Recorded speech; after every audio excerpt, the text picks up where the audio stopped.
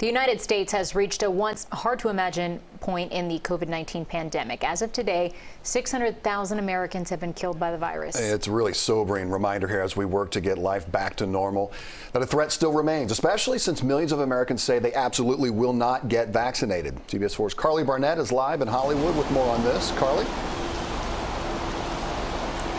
Keith, Lauren, it is an all too real reminder that COVID is not over. The pandemic is not over. Now, vaccines have helped to drop those numbers dramatically, and that's a good thing.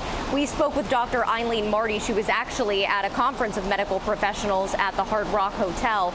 And as she points out, we don't want to lose sight of the precautions that we still need to take. 600,000 lives now taken due to COVID.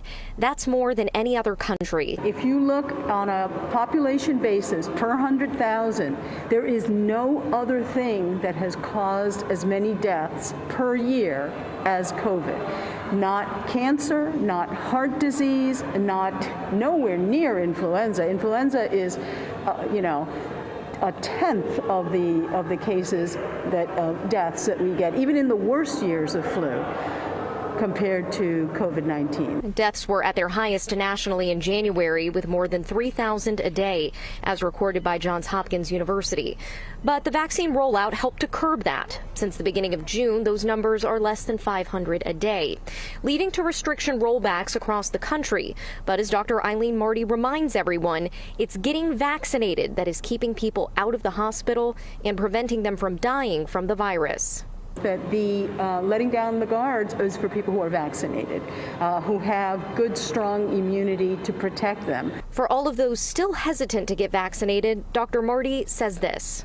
To look at the true math of risk-benefit ratios and to look at the people with long-term COVID. You may have seen a huge report just came out on the percent of people who are suffering months and months and months after having had the virus. Now, regarding that vaccine hesitancy, CBS News actually did several polls that reveal some pretty interesting numbers about the willingness to get vaccinated. Now, another question we had for Dr. Marty, booster shots. Will you need one, and how soon could that be? We're going to have those details tonight on CBS 4 News tonight at 11. But for now, live in Hollywood, Karli Barnett, CBS 4 News. Important info there. Karli, thank you.